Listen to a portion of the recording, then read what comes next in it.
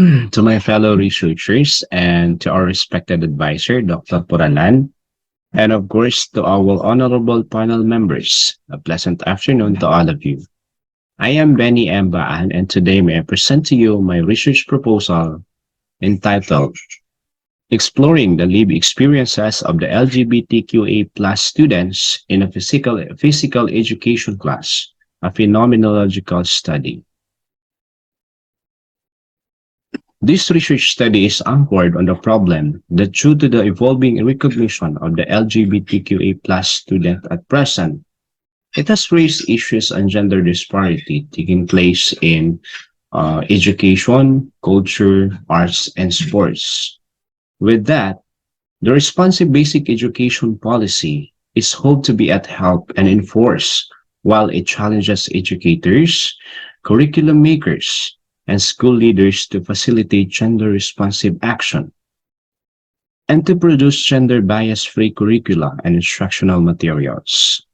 However, despite the presence of this policy, gender insensitive pedagogical practices in secondary education struggles in understanding gender education. Absence in gender awareness, gender inequality in the classroom, and poor participation in PE classes are still being reported. For instance, Solomon 2014 reported that boys are more active than girls, which makes physical education programs fail to meet their needs.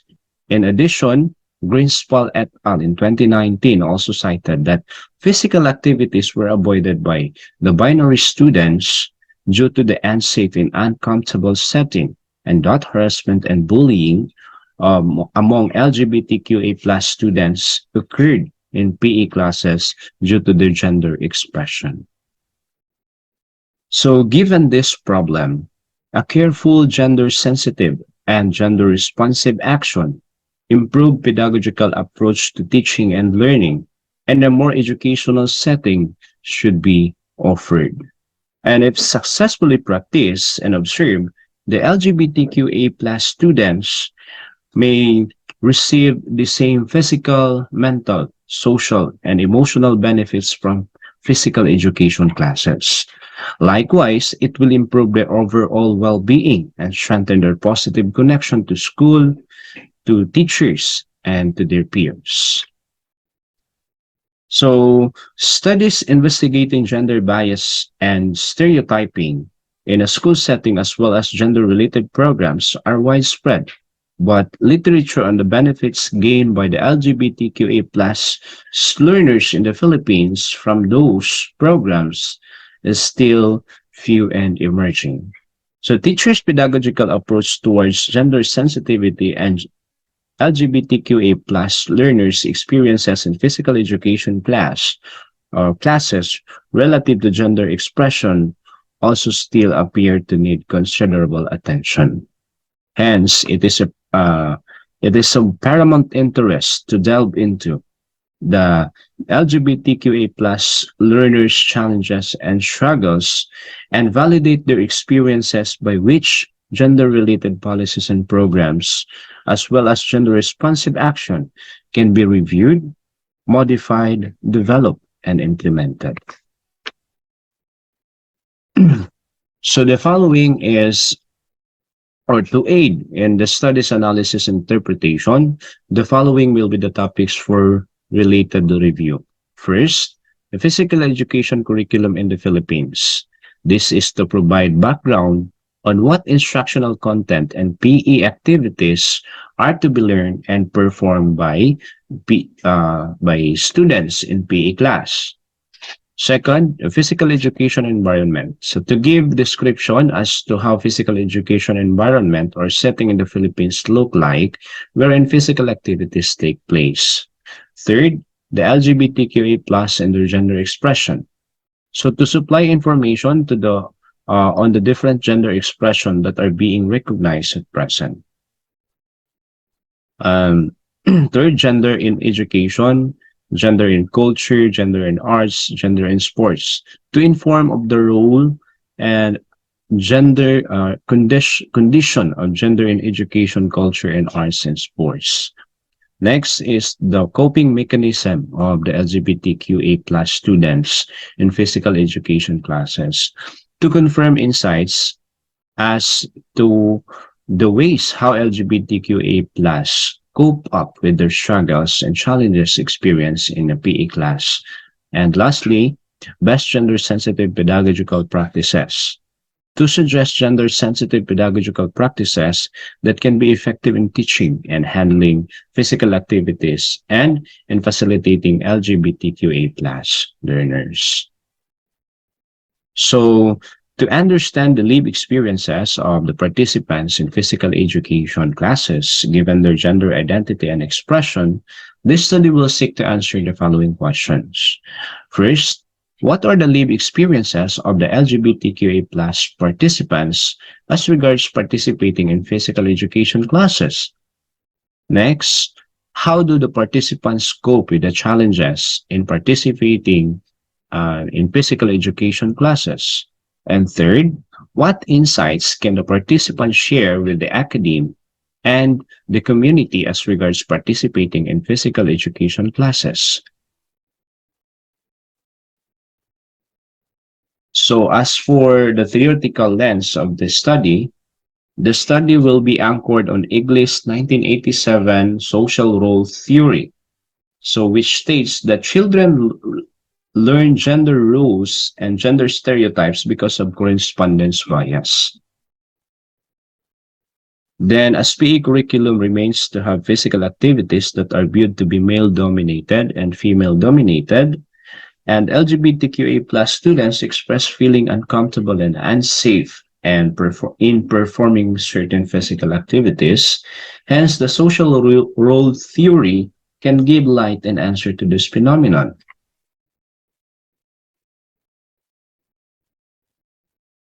So, for the research design, the qualitative and the qualitative research design phenomenological approach will be used to this study to explore the lived experiences of the LGBTQA plus learners in a physical education class. And for the um, participants of the study will be the LGBTQA plus senior high school students from a private school in Daegu City who will purposely selected. And here are the references of my study.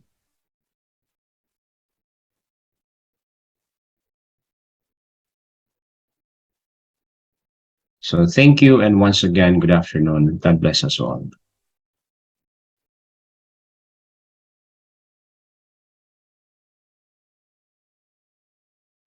Madayaw na adlaw kamayuhurot. Good afternoon, everyone. I am Aiza A. Rabanyo, a MAED PE candidate, and my research title is Coaching Behavior and Athletic Commitment as Predictors of Sports Motivation of Student Athletes. In the past decades, sports professionals have long been deeply concerned about the lack of sports motivation of student athletes. Students who are often at a disadvantage have more possibility for development than students who are less motivated, and motivation is crucial to success in any subject, according to Moradi 2020. Moreover, sports motivations depends heavily on motivation. Hence, ignoring sports motivation may lead to poor performance in teams and sports organizations. Students who have low sports motivation tend to stop playing in any sports events. In global perspective, a study of GOD 2019 found that sports motivation have been one of the issues in schools in Turkey. They argued that the power and intensity of sports motivation of student athletes depend on the people running for training in the fields despite of the negativity and difficulties, while some get too lazy to go to a training or practice. Locally, in Davao region, sports have been one of the biggest events in the region, such as Davao Regional Athletic Association. and other provincial and citywide sports activities. However, when competing in the Palarong Pambansa, only small numbers of players got gold medals during the events. The Davao team always gets behind bigger regions in the country. In fact, Davao team ranked only 11th out of 17 regions in the overall ranking during the Palarong Pambansa 2019 according to the DepEd 2019. This shows that coaching behavior and athletic commitment could be some of the factors that affect the sports motivation and performance of students in the sports competitions. Hence, there is an urgency to conduct the study, especially in the local context. A study of Ahmad and Pamabas 2020 found that there is a relationship between coaching behavior and sports motivation.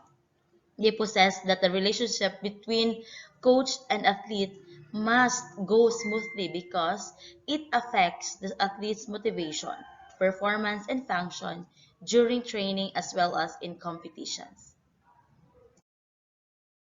Presented in this slide are related literature, different books, journals, and articles. The researcher focused on the coaching behavior and athletic commitment as predictors of sports motivation of student athletes. The first variable, which is coaching behavior, and these are the indicators, the training and instruction, democratic behavior, autocratic behavior, social support, and the positive feedback. The second variable is athletic commitment, and these are the indicators, affective commitment, normative commitment, and the last one is continuance commitment.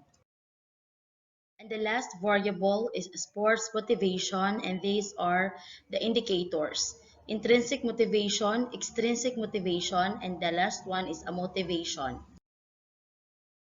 This study aims to determine which of the coaching behavior and athletic commitment significantly predict the sports motivation of student athletes. Specifically, this study seeks to answer the following questions. Number one, what is the level of coaching behavior of coaches as perceived by student athletes in terms of training and instruction, democratic behavior, autocratic behavior, social support, and positive feedback?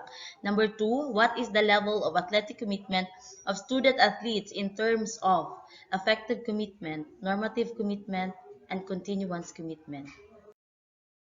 Number three, what is the level of sports motivation of student athletes in terms of intrinsic motivation, extrinsic motivation, and a motivation?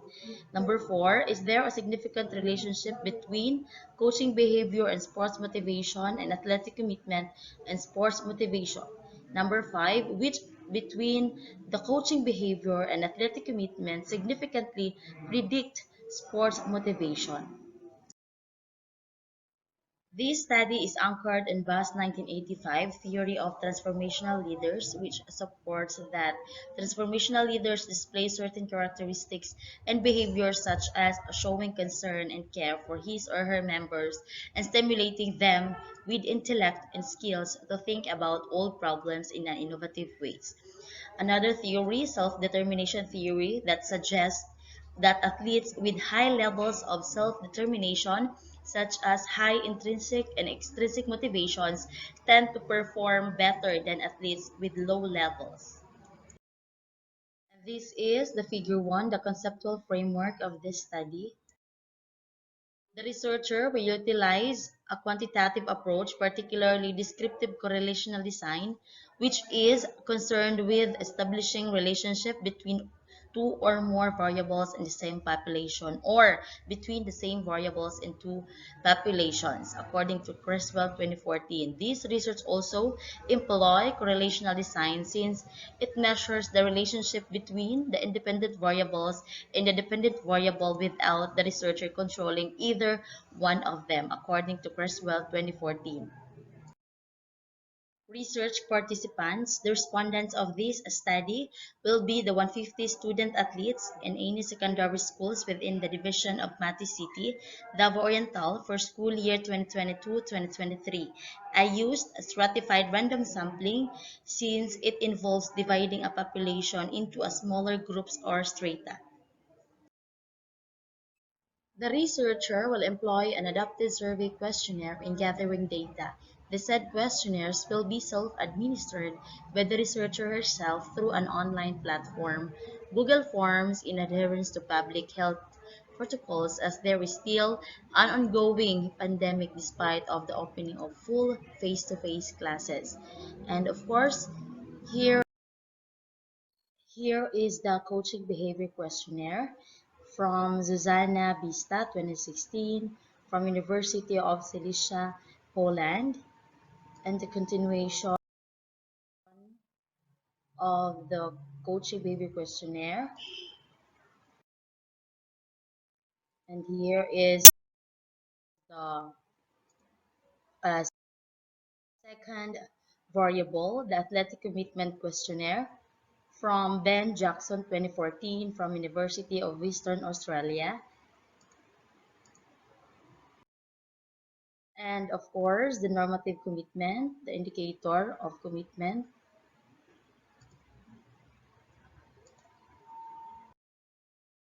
Next is, and here is the sports motivation questionnaire from Journal Sport and Exercise Psychology, and below is the reference. And the statistical tools of my study, the following are the statistical tools to be used in analyzing the data gathered: the mean, the standard deviation, the person product moment correlation coefficient, and the multiple linear regression analysis. So these are my references of my study.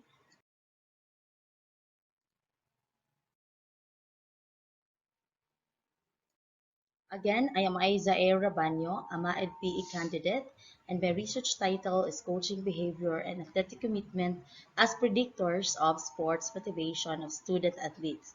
Once again, thank you and good afternoon.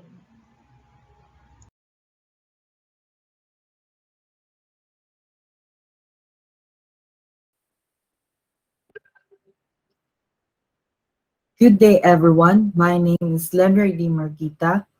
To our very own mentor, Dr. Porferia Puralan, good afternoon po, Doc. To my fellow classmates, good afternoon.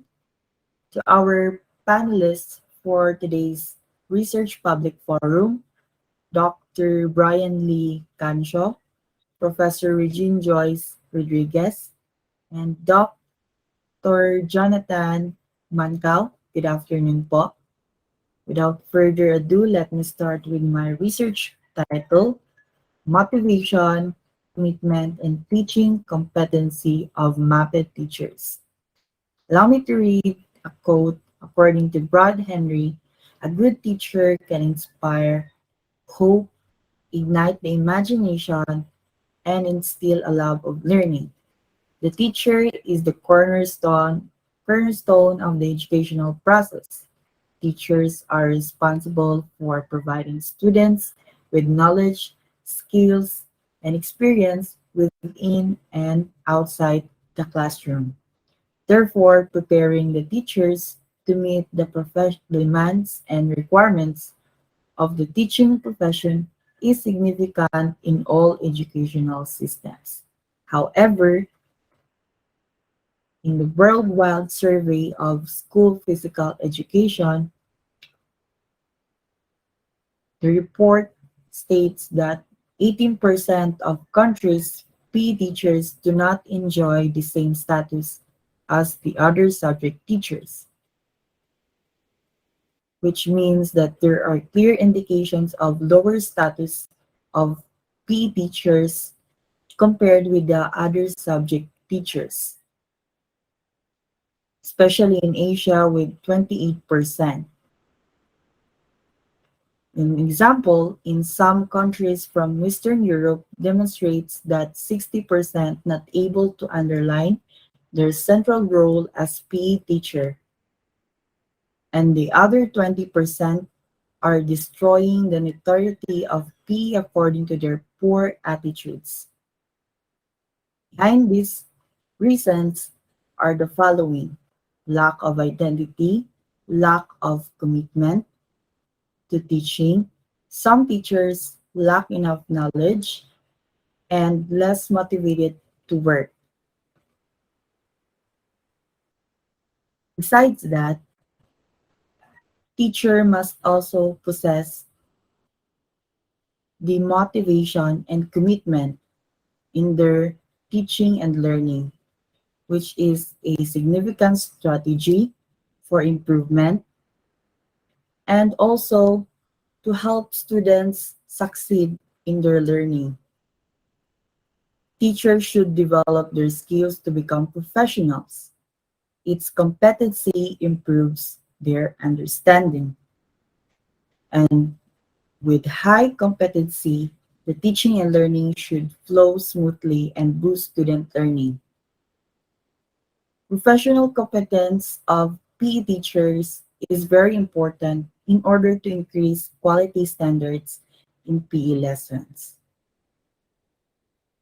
Without this competence, PE teachers will be lack in their teaching competency throughout their teaching field or experience.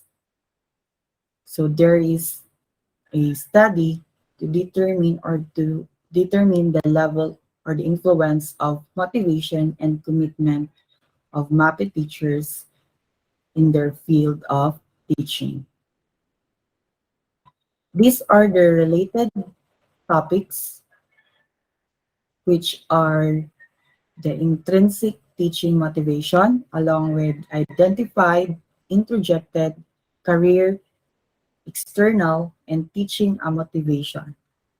Next, commitment to school, to students, to teaching, to profession, teaching learning processes of the PE, fundamentals of physical and psychomotor development, learning contents and physical activities, and body hygiene and healthy habits.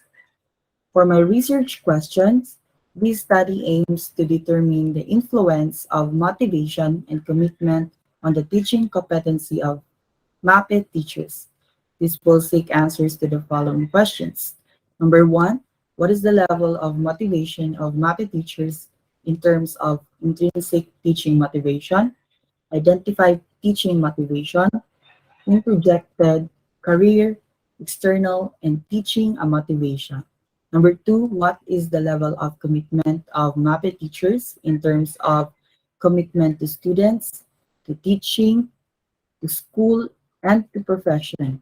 Number three, what is the level of teaching competency of MAPE teachers in terms of teaching learning processes of the PE, fundamentals of physical and psychomotor development, learning contents and physical activities, and body hygiene and healthy habits?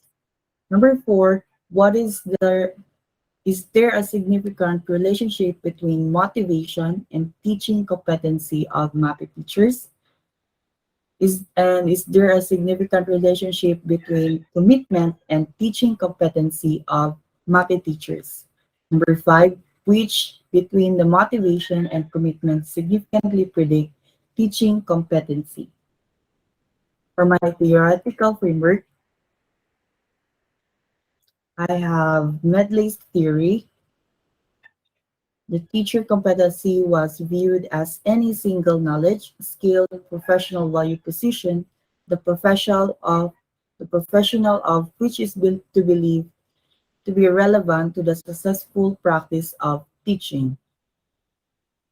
For my conceptual framework, my dependent variable is teaching competency together with the indicators.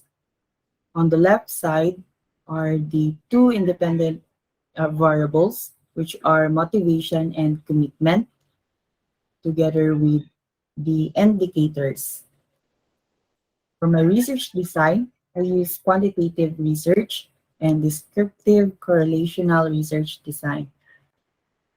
For my participants, the MAPE teachers in public schools of Malita West District and 3 years above of experience in teaching MAPE are my respondents.